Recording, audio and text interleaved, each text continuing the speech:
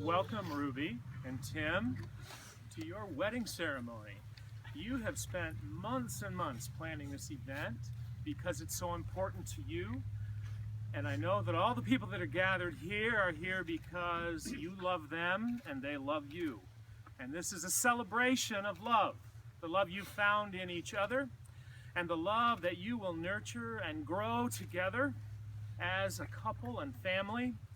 Know that the love of all these people will be with you through all the days and the years ahead, to nurture you and to love you and to grow and to learn from you about this gift of love. And welcome, family and friends. Ruby and Tim are delighted that you're here, and they want you to know that the welcome extends to you. And the emotions are flowing free up here, and that's as it should be.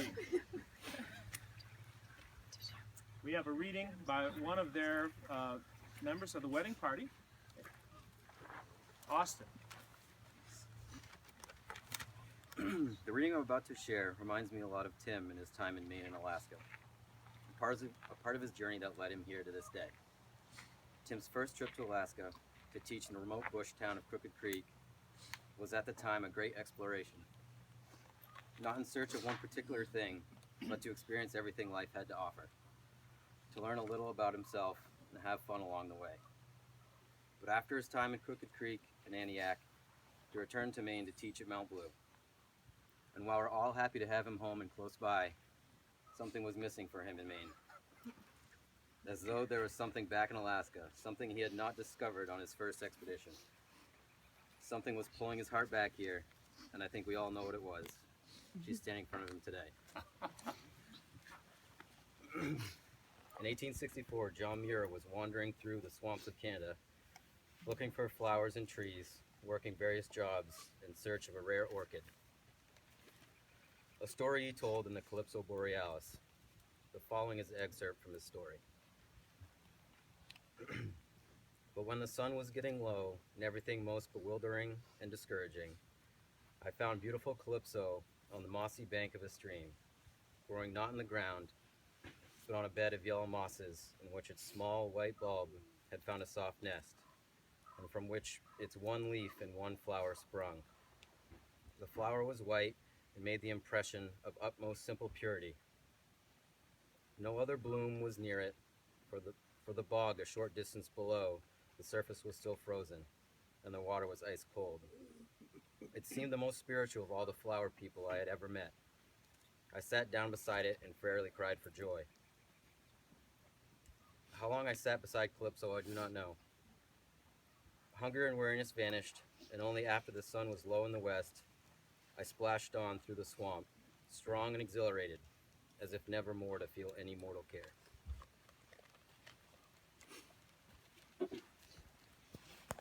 One of the wonderful sources of inspiration about love that has nurtured people for generations is the Song of Songs. And these are words of great meaning for Ruby and Tim today. Arise, my love, my fair one, and come away.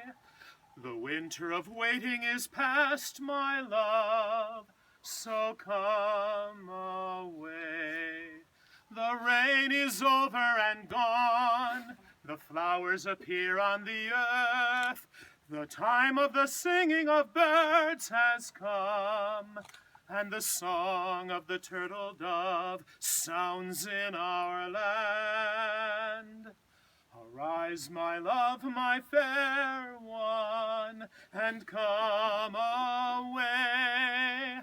Our time of waiting is past, my love, so come away.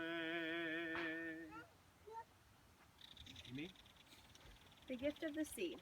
We insist on permanency, on duration, on continuity. The only continuity possible in life, as in love, is in growth, in fluidity, in freedom, in the sense that the dancers are free, barely touching as they pass, but partners in the same pattern.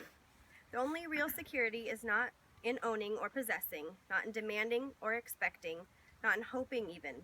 Security in a relationship lies neither looking back to what is in nostalgia nor forward as what might be into dread or anticipation, but in living in the present relationship and accepting as it is now.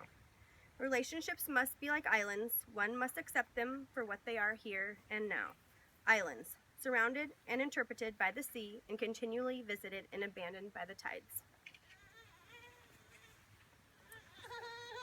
Another source of inspiration regarding love, you will recognize these words. Love bears all things, believes all things, hopes all things, endures all things. Love never ends. Now these three things abide: faith, hope, and love. And the greatest of these is love. Poet Nan Merrill has penned these words that are so appropriate for this wedding ceremony. Blessed are those who walk hand in hand with goodness, who stand beside virtue, who sit in the seat of truth, for their delight is in the spirit of love, and in love's heart they dwell day and night. They are like trees planted by streams of water. They yield their fruit in due season, and their leaves flourish, and in all they do, they give life.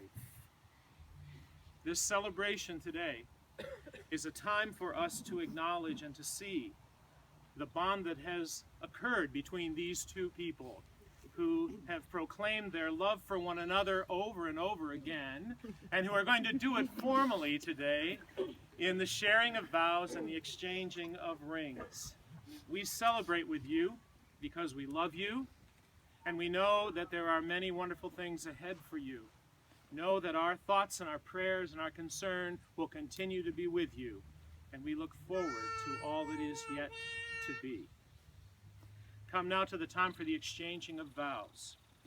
First, Ruby, I'm going to address you, and you respond with "I do" at the end of this series of questions.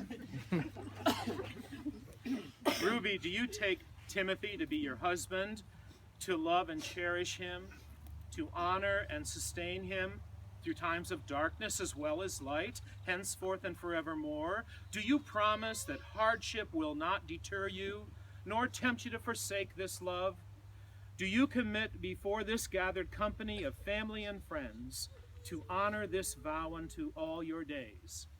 I do.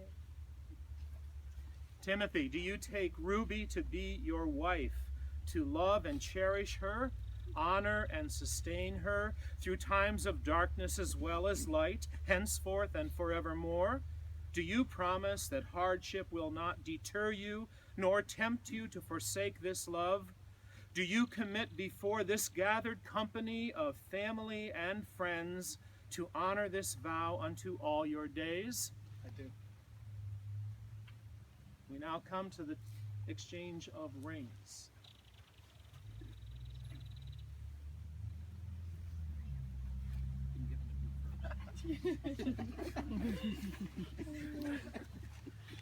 And so, we come to the presentation of rings by which Ruby and Tim symbolize and bind their love. With these rings, they promise that from this day forward they will walk together through all things, through their burdens. Burdens will be shared, their hearts will be one another's shelter, and their arms each other's home. Their love will endure, and they will know that they are deeply loved. Ruby, I offer you this ring to place on Tim's ring finger. With this ring, I give you my heart, and no greater gift today. Tim. With this ring, I give you my heart. I have no greater gift.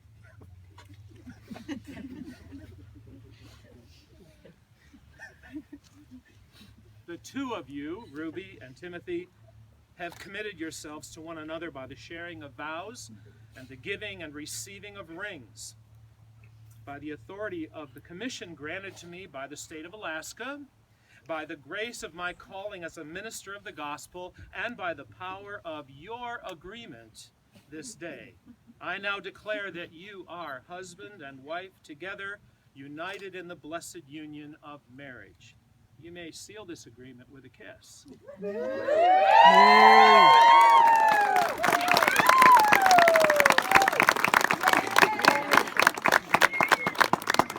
One more poet, Brian Wren, offers these words of blessing. As man and woman you were made, that love be found and life begun. So praise the love that made us two, and praise the love when two are one. Praise for the love that comes to life through child or parent, husband, wife. Then spread the table, clear the hall, and celebrate till day is done. Let peace go deep between us all, and joy be shared by everyone.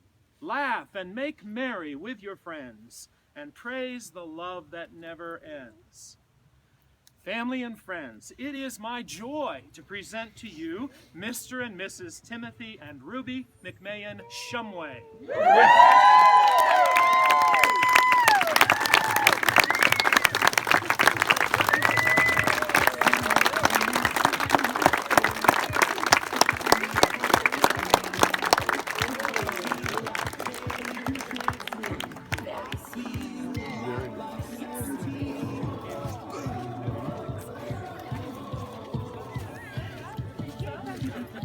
Good.